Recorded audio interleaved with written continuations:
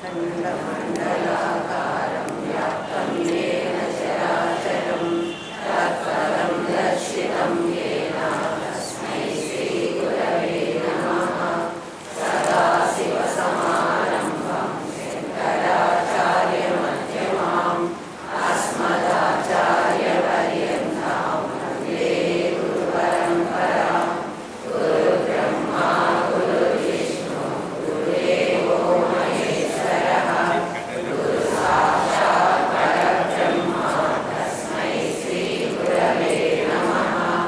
नित्यानन्दं परमसुखदं केवलं ज्ञानमूर्तिं विश्वातीतं गगनसदृशं तपमस्यादिलक्ष्यम् एकं नित्यं विमलमचलं सर्वधी साक्षिभूतं भावातीतं त्रिगुणरहितं सद्गुरुं तं नमामि। ॐ सहना भवतु सहनौ भुनक्तु सह वीर्यं करवावहै तेजस्विनावधीतमस्तु मा विद्विषावहै। ॐ शान्ति शान्ति शान्ति।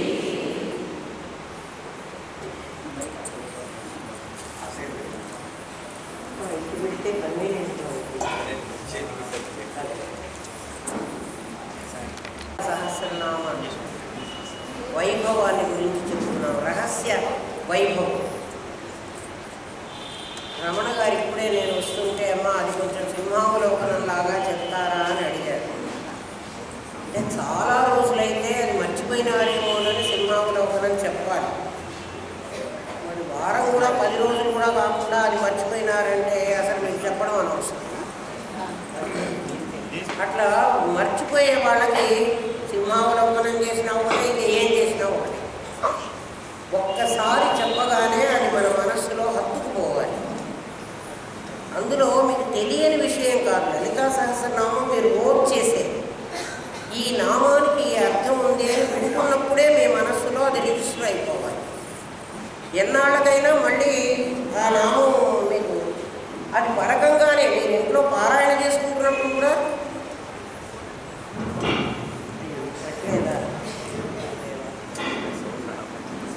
ఇందాక ఇది రాలేదని నేను అన్నా.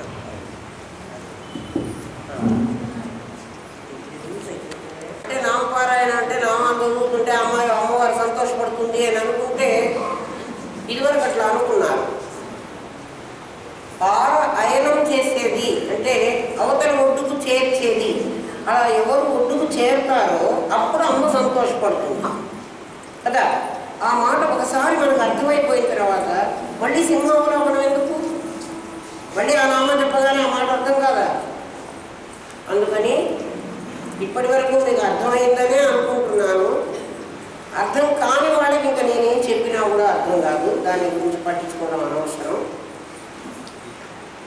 మనం ఇప్పుడు ఎక్కడున్నామంటే భవానీ భావనాగమ్య భవారణ్య కుఠారిక అక్కడ ఉన్నాం మనం.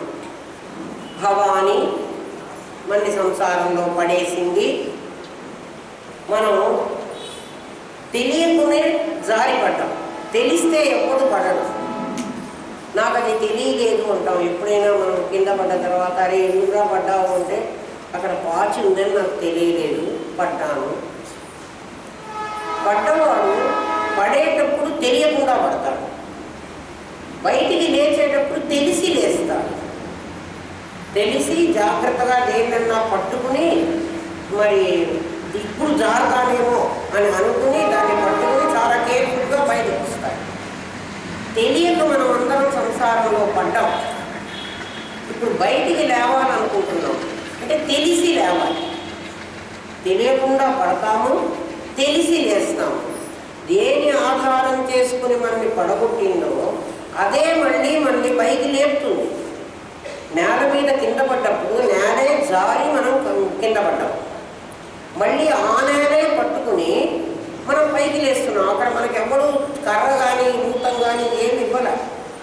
ఏ నేల మీద అయితే మనం జారిపడ్డామో ఆ నేల పట్టుకుని మళ్ళీ పైకి లేవాలి. అలా లేస్తున్నాం. భవానీ సంసారంలో మమ్మల్ని పడేసింది అని మళ్ళీ ఆమె మీద పెట్టుకోకుండా, భావనాగమ్య, నీ భావాల వల్లే నువ్వు పడ్డావు. ఆమె నిన్ను పడేయలేదు. నీ ఆలోచనల వల్ల, అంటే కిందటి జన్మలో నేను ఈ జన్మకు సంబంధించిన ఆలోచనలు చేసేసాను, వాటి అనుగుణంగానే నేను ఇందులో పడ్డాను.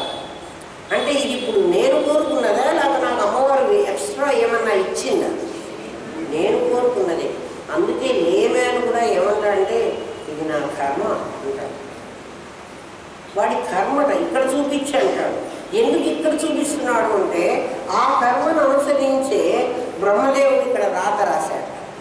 మనం పుట్టిన తర్వాత పురుడు స్నానం చేయిస్తారు కదా, ముందు పిల్లకి చేయిస్తారు. ఆ పిల్లను చాటలో పడుకోబెట్టి దేవుడి దగ్గర పెట్టి, అదేవో పెన్ను అక్కడ పెట్టి చాటలో పడుకోబెట్టి ఒక పెన్ను పెడతారు. అంటే బ్రహ్మగారికి పెన్ను కూడా మనమే ఇస్తున్నట్టు అన్నమాట. ఆయన రాస్తాడు సైలెంట్గా, అందరూ బయటకు వచ్చేస్తారు ఆ గదిలో ఆ బిడ్డను పెట్టి. ఆ బిడ్డ కూడా నేను చాలా చోట్ల చూశాను, ఆ చాటలో పడుకున్నంతసేపు గప్చి పుయ్యి కై అనడు, మాట్లాడు, బాగా కూర్చుంటాడు. బ్రహ్మదేవుడు వాడికి రాత రాస్తాడు. వీళ్ళందరూ ఈ బాలింతకు స్నానం చేయించి ఈ హంగామాలో ఉంటారు. అప్పుడు రాశాట బ్రహ్మదేవుడు 3 పంక్తులు పెట్టి రాశాట, 3 లైన్స్. ఏమిటి ఆ 3 పంక్తులు అంటే, ఒకటి బాల్యము, ఒకటి యవ్వనము, ఒకటి వార్ధక్యము. 3 లైన్లు రాసేసాడు. అందుకని తెలియని వాడికి కూడా కర్మ ఇక్కడ రాయబడింది. వ్రాత వెంట కాని వరమీడు దైవము. వెళ్ళి తిరుపతికి వెంకటేశ్వర స్వామికి దండాలు పెట్టుకోవడానికి పోయినాం. ఆయన కూడా ఇక్కడ చూస్తాడు, వీడికి ఏమన్నా రాతలో ఉందా, ఉంటే ఇద్దాం, ఉండకపోతే మన ముఖంలో రాసి ఉండకపోతే, అంటే మన కర్మలో లేకపోతే ఎవ్వడివ్వడు. బ్యాంకులో నాకు కనుక డబ్బు ఉంటే, డిపాజిట్ నాకు కనుక బ్యాంకులో ఉంటే, నేను చెక్కు రాసి ఎవరితోనా ఇచ్చి పంపించినా, నేనే డైరెక్ట్గా వెళ్ళి ఇచ్చినా, ఆ బ్యాంకు వాళ్ళు నా చెక్ ఆనర్ చేసి నాకు డబ్బులు ఇస్తారు. బ్యాంకులో నాకు డిపాజిట్ లేదనుకోండి, చెక్ బుక్ ఉంది నా దగ్గర, నేను రోజు చెక్కులు రాసి పంపిస్తుంటాను. ఇస్తారా బ్యాంకు వాళ్ళు? ఏం కొన్ని రోజులు అయినాక పలానా ఆవిడ దగ్గర నుంచి చెక్ వచ్చిందండి అని అడిగితే, ఆ మేనేజర్ అంటాడు, ఆవిడకి పిచ్చెక్కింది లేదు, ఆయన అకౌంట్ లేదు. ఇన్నిసార్లు చెక్ డిజానర్ అయిపోతే కూడా మళ్ళీ రాసి పంపిస్తుంటే ఆవిడకి బుద్ధి లేదనుకోవాలి, పిచ్చిదనుకోవాలి, ఎరగడ ఆసుపత్రిలో చేరమనాలి. భగవంతుడు ఎప్పుడు మన కోరిక ఒకటి తీర్చలేదు అంటే దానికి తగినటువంటి కర్మ మనకి లేదు. నువ్వు ఎన్నిసార్లు చెక్కు రాసినా ఇంకా ఏం రావు. గ్రహించి నువ్వే ఊరుకోవాలి. వాడిని అడిగితే లాభం లేదు, లేదా నా కర్మలో ఉంటే వాడు ఇచ్చేవాడు, కర్మలో లేదు అని మనమే అనుకోవాలి. వ్రాత వెంట కాని వరమీడు దైవము, చేత వెంట కాని వ్రాత రాదు. మనం చేస్తే తప్ప రాత రాయడు. వ్రాత గజుడు కర్త, చేతకు తాకర్త. విశ్వదాభిరామ వినురవేమ ఆయన రాసే బ్రహ్మదేవుడు, దానికి రాయడానికి కర్త. వాడు దేని అనుసరించి రాస్తాడు? మనం చేసిన దాన్ని అనుసరించి రాస్తాడు.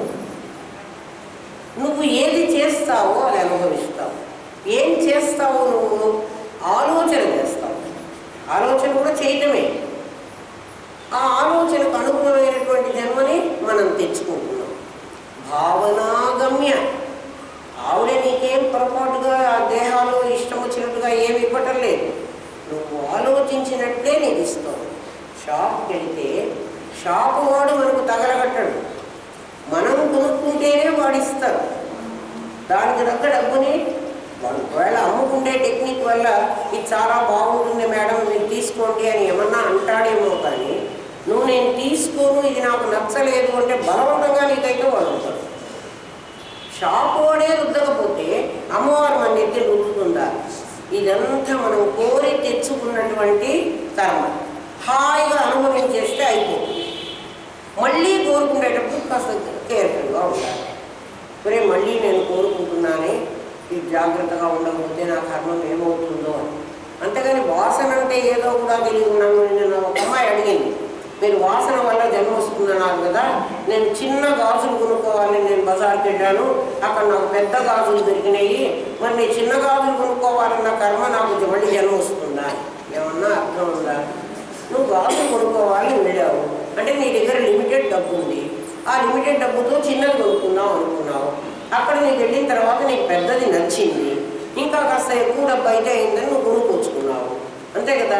అంటే నువ్వు అక్కడే డిసైడ్ చేసుకున్నావు, నాకు చిన్నది అక్కర్లేదు, ఇంకా కాస్త ఎక్కువ డబ్బు అయినా నాకు ఈ పెద్దదే బాగుంది, నువ్వు పెద్దది కొనుక్కొచ్చుకున్నావు. నీ చిన్న గాజులు కొనుక్కోవాలి అన్న వాసన ఎలా వాసన అయింది? వాసన అంటే అది కాదు, నీకు అనుభవించాలి అనేటువంటి కోరిక తీరకుండా ఉంటే అది వాసన. ఆ వాసన కషాయం అయితే అది మళ్ళీ జన్మకి కారణం అవుతుంది. అంతేగాని నేను చిన్నది కొనుక్కోవాలా పెద్దది కొనుక్కోవాలా, గాజులు కొనుక్కోవాలనేది నీ వాసన. ఒక్క విచారణ చేసుకుంటే పోలే, ఏమిట్రా నేను మళ్ళీ ఈశ్వరత్రయాలు కాదని గురువుగారు ఎన్నిసార్లు చెప్పారు కదా, మళ్ళీ గాజుల మీదకి నా మనస్సు ఎందుకు వెళుతోంది అని ఒక్కసారి ఆలోచిస్తే నీకు వాసనే లేదు. ఆలోచించమనే చెప్తున్నాను. ఇది ఒక వాసన అని, ఇది ఒక పెద్ద డౌట్ అని నా దగ్గర క్లియర్ చేసుకోవాలని ఎంత పిచ్చివాళ్ళు అనుకున్నాను. అరే పిచ్చి చాలా రకాలు, వెర్రి 1000 విధాలు అంటారు, ఇందులో ఒక విధం లేదు. భవాని భావనాగమ్య ఇట్లా అర్థమయ్యి కాకుండా ఉంటేనే సంసారంలో మళ్ళీ మళ్ళీ పడుతున్నాం మనం. భవారణ్య కుఠారిక, ఈ భవారణ్యం అనేటువంటిది ఇది కూడా కిందసారి చెప్పుకున్నాం.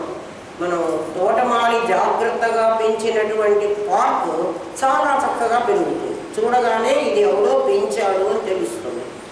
అలా కాకుండా అడవిలో చిందర వందర కాబడి చెట్లు ఎక్కడెక్కడ విత్తనాలు ఉంటే అక్కడెక్కడ మొలకలు మొలుస్తూ ఉంటాయి.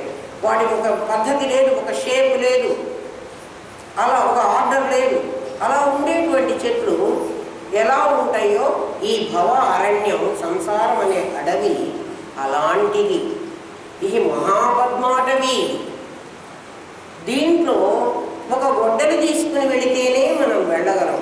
భగవద్గీతలో కూడా అశ్వత్థమేనం సువిరూఢమూలం అసంగ శస్త్రేణ దృఢేన చిత్వా, చిత్వా అన్నాడు. చిత్వా అంటే చిన్న చిన్న ముక్కలుగా కొట్టమన్నాడు. ఆ మాంస విక్రేత, మాంసం అమ్మేవాడు, వాడి చేతిలో ఇంత పెద్ద కత్తి పట్టుకుంటాడు. ఆ మాంసం ముక్కలు దాని మీద పెట్టి దాన్ని ఇలా ఇలా ముక్కలు ముక్కలుగా పుడుతూ ఉంటాడు. చిత్వా అంటే అది ఒక్కసారి కొట్టి వదిలేయమని కాదు, అది ఇంకా రూపు మాపేటట్టుగా అసంగ శస్త్రంతో, అసంగము అంటే సంబంధము లేదు. నాకు గాజులు కొనుక్కోవాలి అనే కోరిక కలగగానే అసంగము, ఎవడికి గాజులు కావాలనిపిస్తోంది? శరీరానికి. శరీరము నేనా? ఈ శరీరం నేను కానప్పుడు దీనికి సంబంధించినటువంటి ఈశ్వరత్రయాల్లో నేనెందుకు తగులుకోవాలి? మళ్ళీ నేను జన్మకి ఎందుకు వెళ్ళాలి? మళ్ళీ శరీరం కావాలి కదా, నాకు గాజులు కావాలంటే. ఆ ఆలోచన నీకు వస్తే నీకు అది వాసన రావడానికి అవకాశం లేదు. జాగ్రత్తగా ఆలోచించండి. భవారణ్యాన్ని కుఠారిక, గొడ్డలితో ఛేదించుకోమంటాం ఇదన్నమాట. ఇక్కడ గొడ్డలి లేదు, అరణ్యము లేదు. మానసికంగా నీకు కలిగిన వాసనలను అసంగ శస్త్రేణ, నీ చేతిలో గొడ్డలి లేదు, అసంగ శస్త్రం. సంబంధము లేదు ఎవరితో, సంగము లేదు ఎవరితో. నా శరీరంతోనే నాకు సంబంధం లేదు. శరీరం నేను కానప్పుడు నాకు శరీరంతో సంబంధం లేదు. మనం ప్రపంచంతో సంబంధం లేదనుకున్నాం. సన్యాసులందరూ ప్రపంచంతో నాకు సంబంధం లేదని సన్యాసిస్తున్నారు. కానీ ప్రపంచం, శరీరం కూడా ప్రపంచంలో ఒక భాగం. శరీరంతో సన్యాసించాలి. శరీరం నేను కాదు, నేను వేరు, ఇది వేరు. దీనికి ఇవన్నీ కావాలి, నాకు ఇవన్నీ అక్కర్లేదు. దీంతో సంఘం పెట్టుకున్నాను నేను, అందువల్ల నాకు ఇటువంటి కష్టాలన్నీ వస్తున్నాయి. అసంగ శస్త్రేణ దృఢేన, ఇది చాలా చిన్న విషయం కాదు. దృఢంగా దాన్ని ఛేదించుకోవాలి. ధైర్యం చాలా కావాలి. నిన్ను భయపెడుతుంది శరీరం. కాదంటే నువ్వు ఒప్పుకోదు. నేను ఉన్నాను కదా, నీకు నొప్పులు ఉన్నాయి కదా, శరీరం బాధిస్తోంది కదా, కళ్ళు కనిపించడం లేదు కదా, కాళ్ళు నొప్పులు వచ్చినాయి కదా, మోకాళ్ళు, ఇవన్నీ చెప్తుంటుంది. ఇవన్నీ ఎవరికి వచ్చినాయి దాన్ని అడగండి. నీకు వచ్చినాయి, నాకు రాలేదు. మోకాళ్ళ నొప్పులు అంటే నీ ఎముకలకు నొప్పులు వచ్చినాయి, నీ చర్మానికి నొప్పులు వచ్చినాయి, నీ రక్తానికి నొప్పులు వచ్చినాయి, నాకు రాలేదు అనుకుంటే అది అవును, నేను వేరు నువ్వు వేరు, నాకు కూడా రోగం వచ్చింది కాబట్టి నాకు కొంచెం మంది వేయని అడుగుతుంది, వెయ్యి తగ్గితే తగ్గుతుంది, తగ్గకపోతే నన్ను ఏం చేయమంటావు, నీకు తగ్గలేదు, అయిపోయిందేమో నీ పని, అయిపోతే వెళ్ళిపో, అవసరం వస్తే ఉండు. జాగ్రత్తగా ఆలోచించండి. శరీరంతో ఎంత అసంగత్వం పెట్టుకోవాలంటే గురుదేవులు అనేవాళ్ళు, ఇక్కడి నుంచి నేను కర్నూలు నుంచి ఆ రోజుల్లో నేను రైల్లో వెళ్ళేదాన్ని. నేను హైదరాబాద్ టికెట్ తీసుకుని రైలు ఎక్కాను. అంటే నా టికెట్ హైదరాబాద్ వరకు ఉంది, నేను హైదరాబాద్లోనే దిగాలి. సికింద్రాబాద్ స్టేషన్ వస్తే నేను దిగాలి, అంతవరకు నేను రైల్లో కూర్చుంటా. అంటే నా ప్రయాణం ఎక్కడ మొదలైంది? కర్నూలులో మొదలైంది. మధ్యలో గద్వాల వచ్చింది అంటాను. గద్వాల వస్తుందా ఎక్కడన్నా? గద్వాల అక్కడే ఉంది. నేను గద్వాల ఆ స్టేషన్లో ఉన్న వాళ్ళ అనౌన్సర్ ఏం చేస్తుంది, ఫలానా ట్రైన్ గద్వాల స్టేషన్కి వచ్చింది అంటుంది. రైల్లో ఉన్న నేనేమంటాను, గద్వాల వచ్చింది అంటాను. బాగా ఆలోచించండి. స్టేషన్లో అనౌన్సరు రైలు గద్వాలకు వచ్చింది అంటుంది. అంటే రైలు గద్వాలకు వచ్చింది, ఇంకా 2 నిమిషాల్లో గద్వాల స్టేషన్ నుంచి అది బయలుదేరుతుంది. గద్వాల మధ్యలో మజిలి. నాకు గద్వాల రాలేదు, కానీ గద్వాల రాకుండా నేను హైదరాబాద్ వెళ్ళను. గద్వాల వచ్చింది కదా, వాళ్ళు చెప్పారు గద్వాల వచ్చింది అని, నేను గద్వాలలో దిగుతానా? దిగను. ఎందుకు? నేను హైదరాబాద్ వరకు టికెట్ తీసుకున్నాను కదా, నేను ఎక్కడి వరకు టికెట్ తీసుకున్నాను, మధ్యలో ఈ స్టేషన్లు అన్నీ వస్తూ ఉంటాయి. కొంత దూరం వెళ్ళాక మహబూబ్ నగర్ వచ్చింది అంటాను. మళ్ళీ మహబూబ్ నగర్ రాలేదు, అక్కడ ఉంది. నా రైలు ఒక్కొక్క స్టేషన్కి వచ్చి ఆ స్టేషన్ పేరుతో అక్కడ 2 నిమిషాలు 4 నిమిషాలు ఆగి అక్కడ నేను కొనుక్కోవలసిన, ఒక ఊరు రాగానే నేను చాలా దూరం పోతుంటే మరి దగ్గర కాబట్టి ఏం కొనుక్కోలే, ఒక మంచినీళ్ళ బాటిల్ కొనుక్కుంటాను, ఒక బ్రెడ్ ప్యాకెట్ కొనుక్కుంటాను, లేకపోతే ఒక బిస్కెట్ ప్యాకెట్ కొనుక్కుంటాను. ఇవన్నీ నేను మధ్య రైల్లో కొనుక్కుంటున్నాను. కొనుక్కుని మళ్ళీ నేను ఇంకా ఆ రైల్లో ప్రయాణం చేస్తున్నాను. మధ్య మధ్య నేను ఈ తెచ్చుకున్నవన్నీ తింటున్నా. నేను ముందు తెచ్చుకున్నవి తింటున్నాను, ఇప్పుడు కొనుక్కున్నవి కూడా తింటున్నాను. మిగిలితే సగం బిస్కెట్ ప్యాకెట్ తిన్నాను అనుకోండి, మిగిలిన బిస్కెట్ ప్యాకెట్ ఆ విసిరిపుచ్చి బయట పారేస్తాను. ఏం చేస్తాను? నా బ్యాగ్లోనే దాచిపెట్టుకుంటాను. ఇది గద్వాలలో మహబూబ్ నగర్లో ఈ స్టేషన్లు వస్తున్నప్పుడు నేను కొనుక్కుంటున్నానే, అది నేను యాడ్ చేసుకుంటున్న కర్మ. అది నా సంచికంలోనే కలుస్తున్నది. నా డబ్బాలో నా పెట్టిన బ్యాగ్లోనే పెట్టుకుంటున్నాను. ఏమిచ్చి కొనుక్కున్నాను? నా డబ్బులు ఇచ్చే కొనుక్కున్నాను. ఊరికే వాడెవడో గద్వాలు రాగానే నాకు బిస్కెట్ ప్యాకెట్ తెచ్చి ఇవ్వలే, నేను కొనుక్కున్నాను. కొనుక్కుని నేను కొంత తిన్నాను. నేను తిన్నది నేను అనుభవించిన ప్రారంభ కర్మ. నేను దాచుకుంటున్నాను, నా సంచితం దాచిపెట్టుకుంటున్నాను. ఎప్పటి వరకు? నేను సికింద్రాబాద్ స్టేషన్ వచ్చే వరకు నా గమ్యం అది. ఈ మధ్యలో ఎన్ని స్టేషన్లు వచ్చినా నేను వాటిల్లో ఉండను. ఈ స్టేషన్లన్నీ మనం పొందుతున్న జన్మలు అనుకుంటే ఆలోచించండి. ఈ శరీరం అని ఇది గద్వాల స్టేషన్. నేననే ఒకరిని ప్రయాణం చేశా, 4 నిమిషాలు ఈ స్టేషన్లో నేను ఆగాలి. అంటే ఈ స్టేషన్లో నేను 100 సంవత్సరాలు ఆగాలి. 100 సంవత్సరాల తర్వాత స్టేషన్లో ఆగాను. ఈ స్టేషన్ వదిలిపెట్టి వెళ్ళాలి బండి. వెళ్ళి మళ్ళీ మహబూబ్ నగర్లో ఆగుతుంది, అది నా 2వ జన్మ. ఇంకొక జడ్చర్లలో ఆగుతుంది, అది నా 3వ జన్మ. ఎప్పటి వరకు? నేను హైదరాబాద్ చేరేంత వరకు. ఇప్పుడు ఒక్కొక్క స్టేషన్లో నేను ఆగుతున్నానే, ఆ స్టేషన్తో నాకు ఏం రిలేషన్షిప్ ఉంది చెప్పండి? అది అసంగ శస్త్రం. స్టేషన్కు నేను రాను, నాకు ఆ గద్వాలకు పోతే నాకు ఏమైపోతుందో, నేను గద్వాల్లోకి వెళ్ళను అంటానికి వీల్లేదు.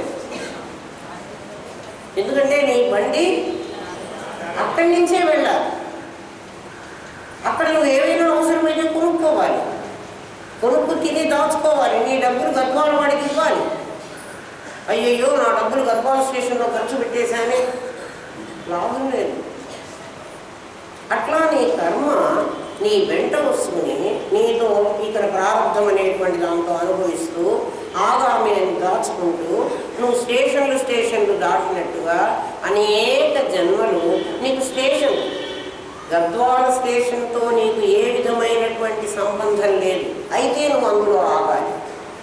అది నాది అంటానికి వీల్లేదు. నాది అని నువ్వు ఇంకో 5 నిమిషాలు ఎక్కువసేపు ఆ స్టేషన్లో ఉంటానంటే రైలుగా వెళ్ళిపోతుంది. అది నీతి ప్రకారం ఎంతసేపు ఇక్కడ ఉండాలో అంతసేపే ఉంటుంది. బాగా అర్థం చేసుకోండి. ఎలా అసంగ శస్త్రం, నేను ఎట్లా దీంతో సంబంధం పెట్టుకోకుండా ఉండాలి అంటే ఇది ఒక స్టేషన్, ఇది ఒక మజిలీ, నేను ఇక్కడ ఆగాను, తర్వాత నా రైలు నేను వెళ్ళిపోవాలి. ఈ ఆగిన పీరియడ్ కొంతసేపు 4 నిమిషాలు ఆగింది. రైలు ఆగంగానే అయ్యో రైలు గద్వాల స్టేషన్లో ఆగిపోయిందే, నేను హైదరాబాద్ పోవాలి కదా, నువ్వు తొందరపడతావా? ఏం తొందరపడతావు?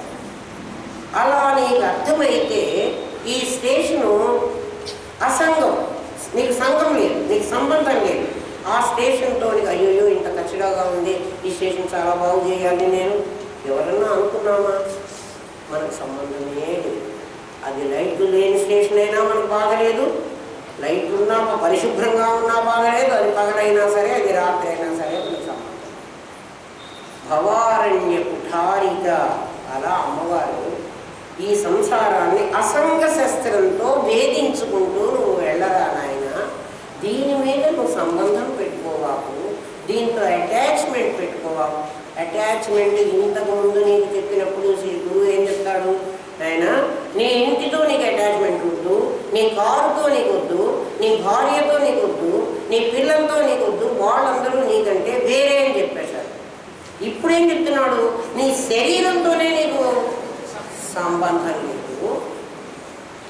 శరీరంతో నీకున్న సంబంధమే శరీర సంబంధీకులను నీకు సంబంధీకులుగా చేస్తుంది. నువ్వు శరీరంతోనే సంబంధం వదిలేస్తే శరీర సంబంధీకులతో నీకే సంబంధం లేదు. ఆలోచించు.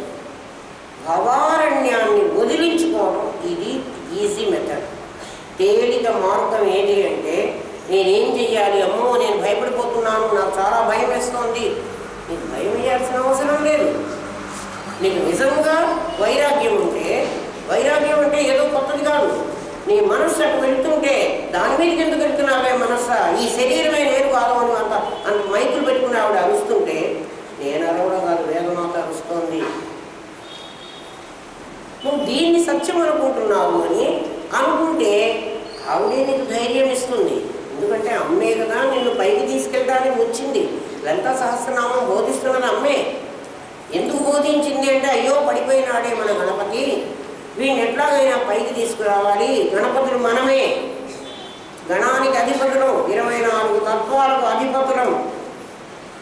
మహాగణేశుడు అవ్వాలి. ఎలా అవ్వాలి? విఘ్నయంత్ర ప్రహర్షిత, విఘ్నయంత్రాన్ని భేదించు. విఘ్నయంత్రం నీ దగ్గరుండి ఆధ్యాత్మిక, అది భౌతిక, అది దైవితం అనేటువంటి 3 రకాల పేరుతో నీకు హర్డిల్స్ వేశారు. చూడండి, ఈ పోలీసు కానిస్టేబుల్ కాదు, సబ్ ఇన్స్పెక్టర్ టెస్ట్ అక్కడి నుంచి ఉంటుంది అనుకుంటా. కానిస్టేబుల్కి అంత పెద్ద ఉంటాయో ఉండవో నాకు తెలియదు. కొంచెం పెద్ద లెవెల్లో పరీక్ష పాస్ అవ్వాలంటే వీడిని జంప్ చేయమంటారు, హై జంపులు. ఆ జంప్ చేసే కొద్దీ వీడు 2 ఫీట్ చేశాడు అనుకో, ఈసారి 3 ఫీట్ పెడతాడు, 5 ఫీట్ పెడతాడు. అట్లా ఎక్కువ పెంచుతూ పోతాడు. ఎందుకు? వీడిని కింద పడేద్దామనే, వీడి ఎఫిషియన్సీని పెంచుదామని. ఆ రకమైనటువంటి ఆటంకాలు కలిగించి నిన్ను అందులో నుంచి ఉద్ధరిద్దామని విఘ్నయంత్రాన్ని ఆవిడ పెట్టింది. నువ్వు అది భేదించుకుని వస్తే, భేదించుకుని రావాలంటే నీ తెలివి ఉపయోగించాలి. నీ తెలివి ఉపయోగించకపోతే ఆ విఘ్నయంత్రం భేదించబడదు. మనకి పజిల్స్ వస్తూ ఉంటాయి చూడండి పేపర్లలో, ఈ పజిల్ భేదించి దీనికి దారి కనుక్కో, అంత ఈజీగా దారి కనిపించేట్టుగా వాడు పెడతాడా? ఎక్కడికి పోతే అక్కడ ఒక అడ్డం పెడతాడు. కాబట్టి ఆ అడ్డాన్ని దాటి మనం వెళ్ళాలి అంటే బుద్ధిని ఉపయోగించాలి.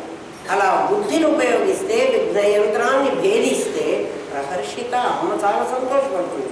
వేధించడా నాయన, నీకు ఆధ్యాత్మిక, అది భౌతిక, అది దైవతమని 3 రకాలైన తాపత్రయాలు పెట్టి వాటిని దాటడానికి కావలసినటువంటి బుద్ధినిచ్చి నేను దాటమంటోంది అమ్మ.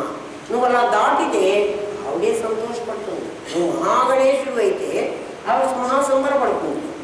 లేకపోతే వాడికి ఇంక దగ్గర నన్ను ఏం చేయమంటావు, అన్ని రకాలైన అవకాశాలు ఇచ్చినా కూడా వాడు వింటలేదు. ఏమ్మా భద్రప్రియ, భద్రమూర్తి, భక్త సౌభాగ్యదాయిని. భద్ర అంటే భద్రమైన ఆలోచన. భద్రం కర్ణేభి శృణుయామ దేవ. మంచినే నేను చూడని, మంచిని నేను వినని, మంచి విషయాలే నేను ఆలోచించని శాస్త్రం చెప్తుంది. భద్రప్రియ, నువ్వు అలా ఆలోచిస్తే ఆమె మహాసంబరపడిపోతుంట. వాడు ఆమె ఇష్టం. తల్లికి ఏ కొడుకు ఇష్టము అంటే, ఒక తండ్రి 25,000 ఇచ్చి 4 కొడుకుల్ని వ్యాపారం కోసం పంపించాడు. వ్యాపారం చేసుకురండి అని పంపించాడు 4 కొడుకుల్ని. వీళ్ళు ఒక్కొక్కళ్ళు వెళ్ళారు. ఒకడు 25,000ని 50,000 చేసి తీసుకొచ్చాడు సంవత్సరం అయినా. ఇంకొకడు 25,000ని 35,000 చేసి తీసుకొచ్చాడు. ఒకడు 25,000 పోగొట్టుకొచ్చాడు. ఇంకొకడు 25,000కి 20,000 అప్పు చేసి తీసుకొచ్చాడు. 25,000 పోయినాయి, ఇంకా కూడా అప్పు చేసి వచ్చాడు.